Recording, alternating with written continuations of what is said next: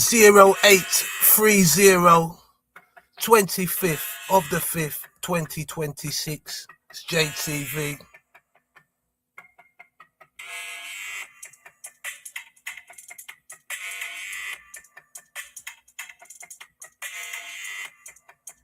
Aliens,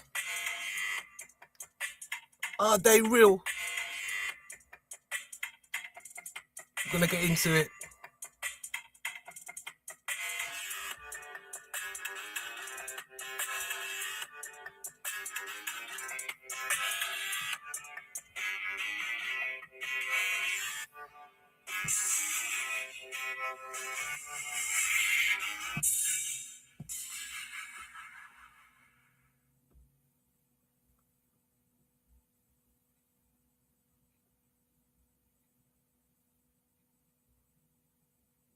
Okay, look a new option.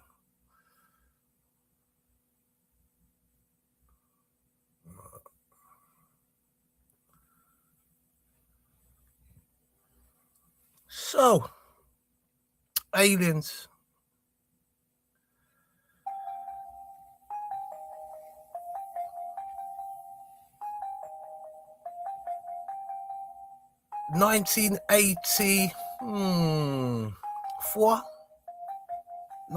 Between 1984 and 1986 in North London.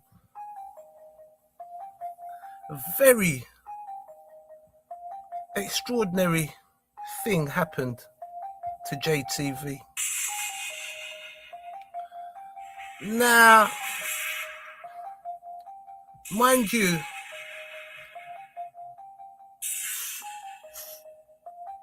from a little child, I had a vivid imagination. It'd be like Picasso. When you look at Picasso's artwork, it changed. Pablo Picasso. Yeah, I'm on one today. Rifle. Yeah, Pablo Picasso. If you look at Pablo Picasso's work, for an example, is it Guanacaste? Yeah? When the Germans decimated parts of Spain. Yeah. You may think, oh, what's all that about? What is this? Yeah? But I remember I went to my favourite place, Barcelona. Shout out to El Prat de Llobregat. Yeah. Spain. I might have to add, I think Spain is one of the best places to reside in Europe. I would have said so. The food, the architecture, the people, the country itself, right? Maybe a bit dry in some areas, I understand that, especially down the south. Yeah, Solo Kwan. Shout out to Solo Kwan. Yeah, man. Right? And Mama Rosa. Big up Leah. And Sarah. Yeah, man. Now, Pablo Picasso, his artwork changed. And you may find that Pablo Picasso was trying to go back to his childhood's imagination. Over time, your imagination diminishes. For an example, myself, I used to have a bottle of hot milk with sugar, yeah. Yeah. And suck my thumb too, yeah. Yeah. I was a spoiled little brat. Now,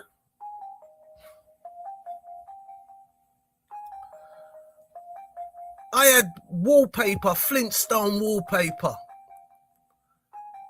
And sometimes I used to look at the wallpaper. Now, to be honest, this wallpaper was kind of psychedelic. because it was repetitive and stuff like that. I wonder if I could ever find that wallpaper. It was Flintstone wallpaper. Did you ever have that as a child? Hey?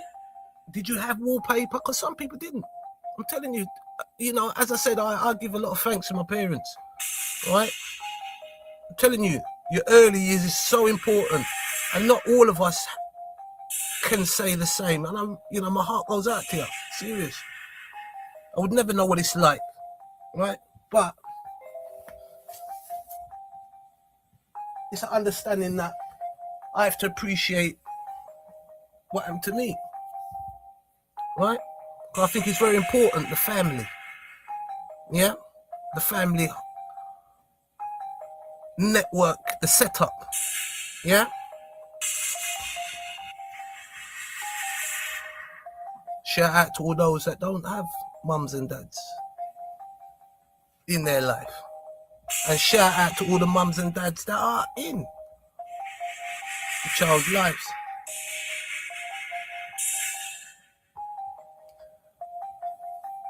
So, looking at that wallpaper, they used to move. They used to move.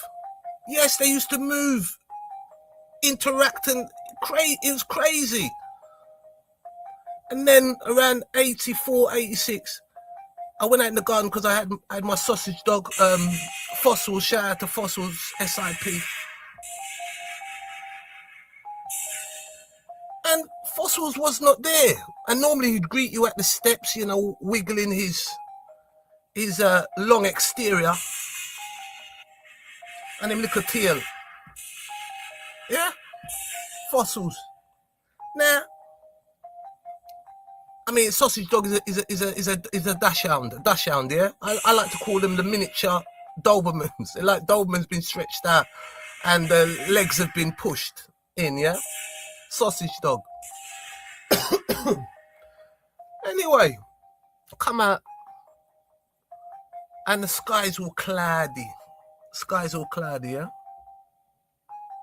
Sky's all cloudy. And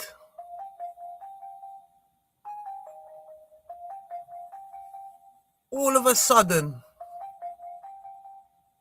it went quiet.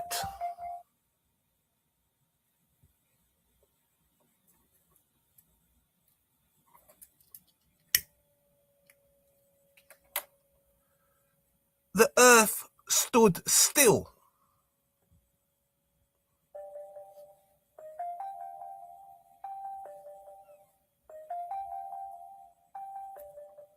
So I looked up in the sky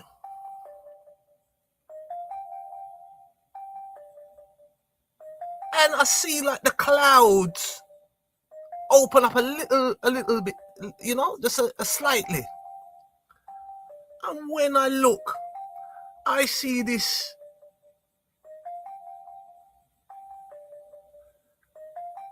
it would have looked like a ship, right? Like a it was about, it would have been about, it wasn't just like, it wasn't a disc or anything like that. It wasn't a disc. It was thick, so it had different layers, and I could see windows and everything in this thing. And then the clouds came over again, and I don't think I ever told my parents about that, right? But as I said, I had a very vivid imagination as a child, so that's really my only kind of experience I've had. I've never seen a duppy, and all these sort of things. But I mean, if you are part of the Abrahamic faiths or have any faith or anything like that, it's impossible to say you don't believe in ghosts and you don't believe in aliens and all these kind of things. You see what I mean? Right? Because mysterious things happen within the books, right? And mysterious things happen. And the only thing you can say is only God knows. For real. Right? And they do say God works in mysterious ways. That's what they say. So with the mysterious side of things, nothing's out of the book. I'm going to get into the reading in a minute, watch.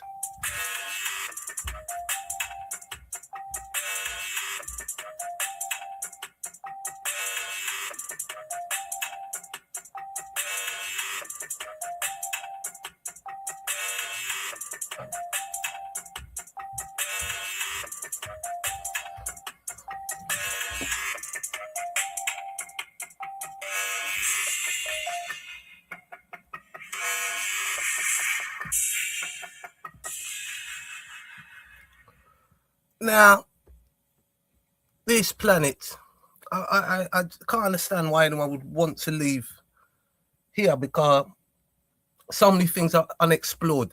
Now, I can only speak about certain things I know. Now, look at this, the size of, say, for an example, Jamaica. Look how small that place is. And there's places in Jamaica that no one has ever set foot and could never set foot. There's things in Jamaica people never seen before. Never seen it. Right? You're talking about the ocean. You look up in the sky. Okay, every dot is a planet.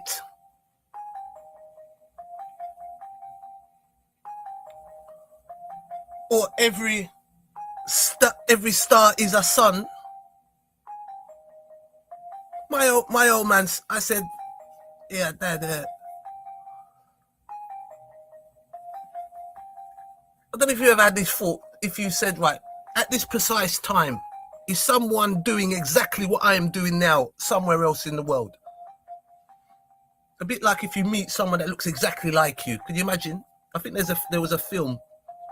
That's probably what I'm referring to. I can't remember the film. Okay? Right? Now, so we was talking about space. And I was saying to my dad if there would be another Earth. And Justice said to me, I tell you, this man not easy, you know. He's not easy.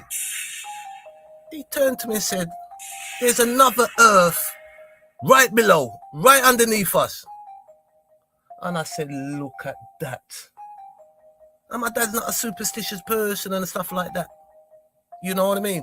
Well, it's a bit of a contradiction there, I understand. Well, I'm a walking contradiction. Yeah? So, I left it there. But, hearing such things is riveting. It's exciting. It's sweet me. Just like the ancient sky watchers,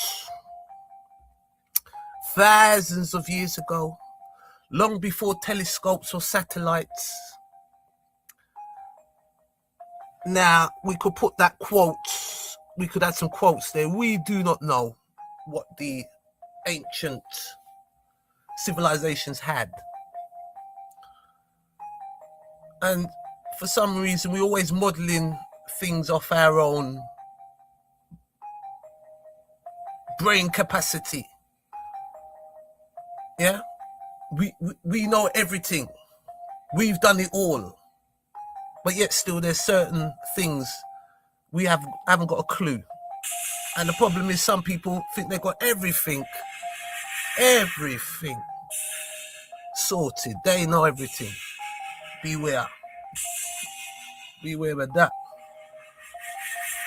If someone asks me something and I don't know, but that doesn't mean I take sides. Now people may say, well, that's soft. Yeah, it might be soft.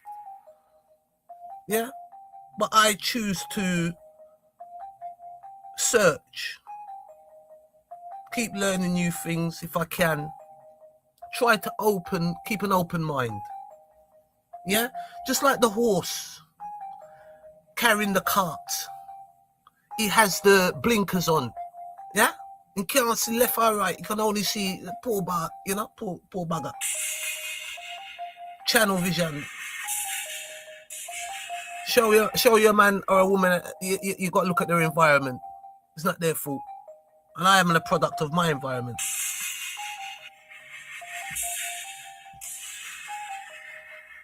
So humans stared at the night sky and wondered if they were alone. And I can agree with that. The stars seemed close enough to touch, and every culture wove stories to explain them. The Sumerians of ancient Mesopotamia, one of Earth's early civilizations, told stories of the Anunnaki. Beings who descended from the heavens. Were these gods metaphors for natural forces or something else entirely? We cannot know. But the impulse to imagine intelligent visitors from above was already deeply human.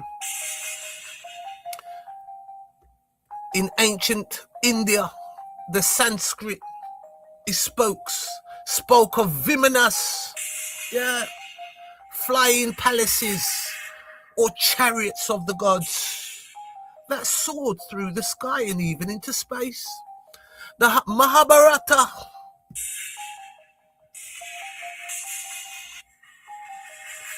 aerial battles with weapons of terrible power. To modern ears, these sounds almost technological. But to the scribers, the authors, they were divine.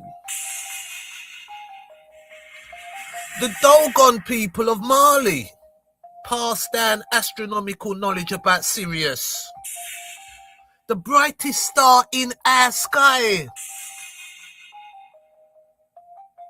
The Dogon people, way out in Africa. You imagine what you're seeing here, right?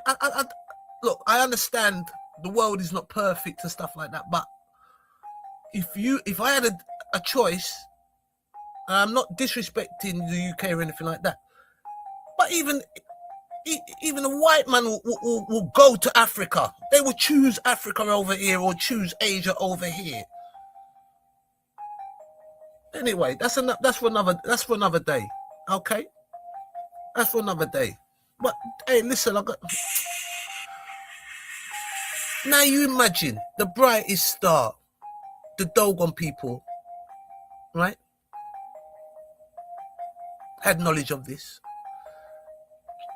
Think of the Sanskrit epics of Vimanas and the Mahabharata.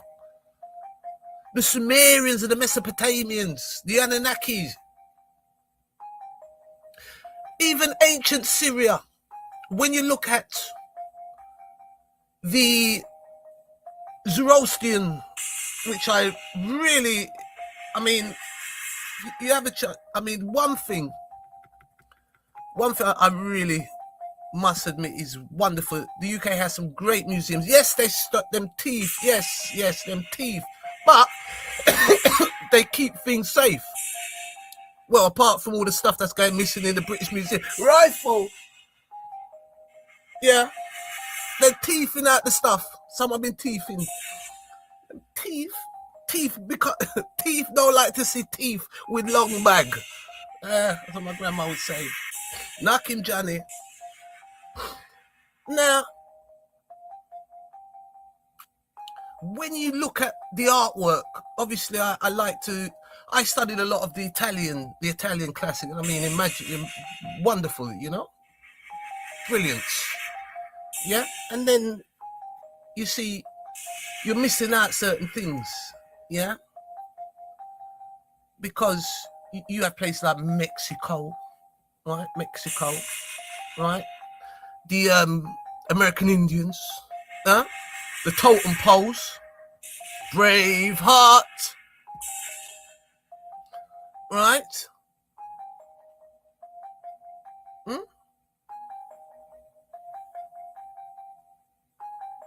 Right?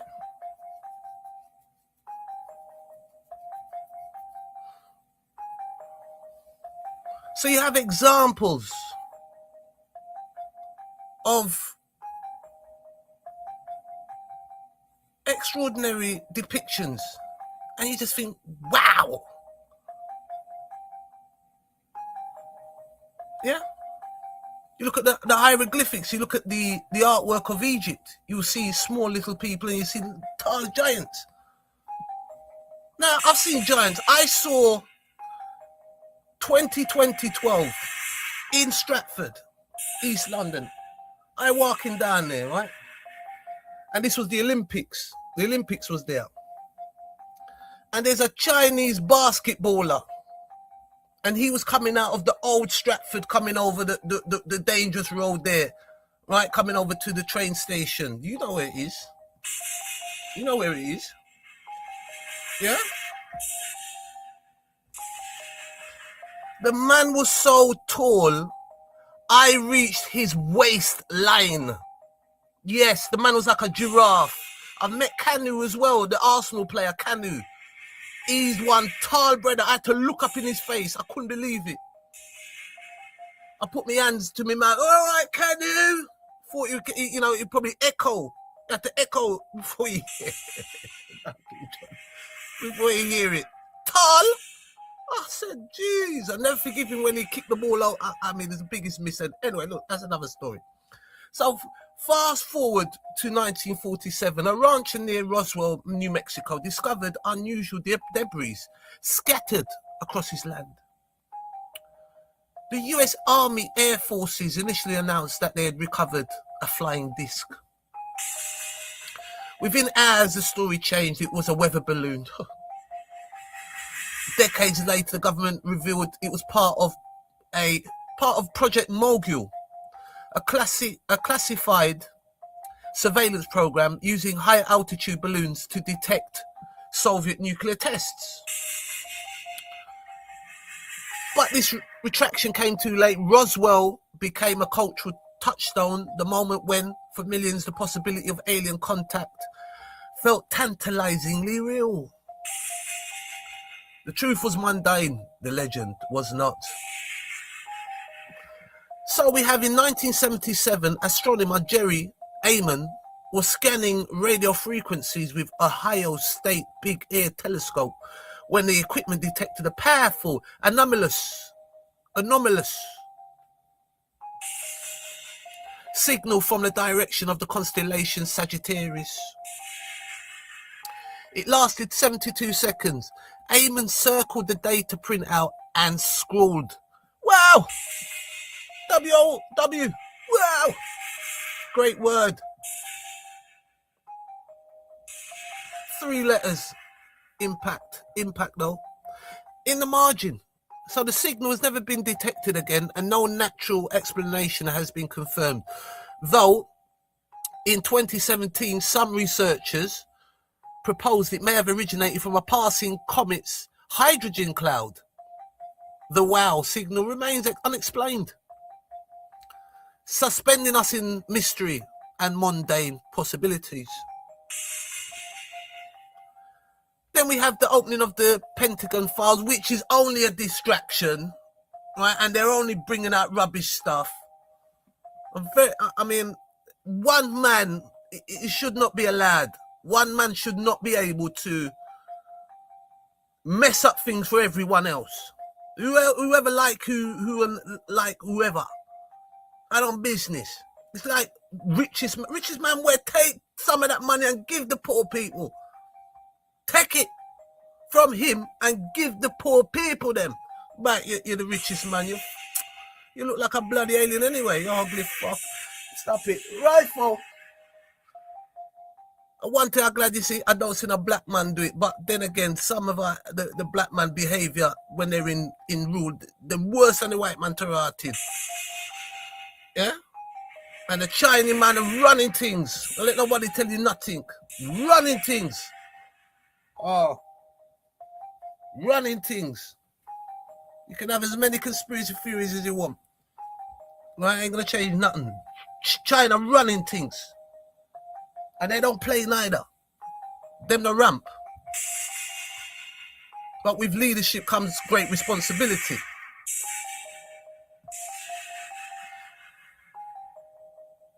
Now, so you have for decades reports of unidentified aerial phenomena. The modern term for UFOs were treated as fringe curiosities. That changed dramatically in 2017. The New York Times revealed, right, that the existence of secret Pentagon programs called the Advanced Aerospace Threat Identified Program, AATIP, which has spent years investigating military encounters with unexplained objects. Alongside the story, some declassified videos, footage from US Navy pilots showing objects that moved in ways that seemed to defy known physics. sudden acceleration, hypersonic speeds without visible propulsion, transmedium travel from air to water. One pilot, David Fravor, described his 2004 encounter off the coast of San Diego. He and his wingman tracked a white object, oblong object, about 40 feet long, no wings, no exhaust, hovering erratically above the ocean. When Fravor descended to intercept the object, accelerated away and vanished seconds later. It reappeared 60 miles away, detected by radar on his carrier. It wasn't from this world, Fravor said. And no explanation by the Pentagon. Well, you would never get an answer from them because, look, them lie. They're only there to make their money. They're making themselves rich. It's a bit like poor people in the UK supporting Farage. Farage don't like no poor man. Anyway, they're going to see and find out. It's like Churchill. Everybody big up Churchill. Yeah, big up Churchill, yes. But Churchill, they looked at them and said, you chavs.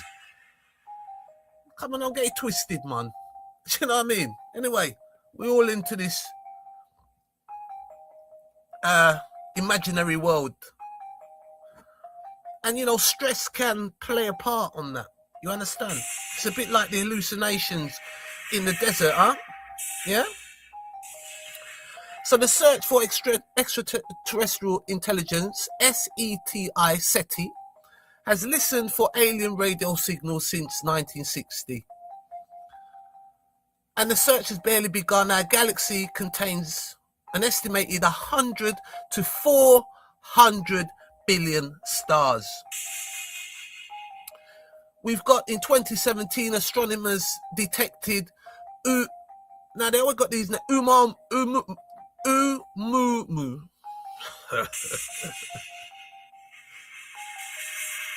Beam me up, Scotty. Now, the first known interstellar object to pass through our solar system, it was strange, elongated like a cigar or a pancake. You must have seen it in the news. Yeah? Right? Harvard astronomer Avi Loeb, controversially suggested that it could be an artifact of alien technology, a light sail perhaps, tumbling through the void. Now, the closest thing I think to an alien is venom. You see how venom moves? It'd be like a liquid, or the body snatchers, something like that. Yeah, I'm just saying, if we're going to be creative, let's get the shirts off, you know what I mean? Right? So you also have the discovery of exoplanets, planets orbiting other stars, has transformed the question. As of 2026, we have confirmed over 5,600 exoplanets with thousands more candidates. Some orbit the habitable zone where liquid water could exist. The ingredient for life appear to be everywhere. Water, organic molecules, energy. If life arose once on Earth, why not elsewhere? So are they real? Simply, we don't know. We don't know. JTV.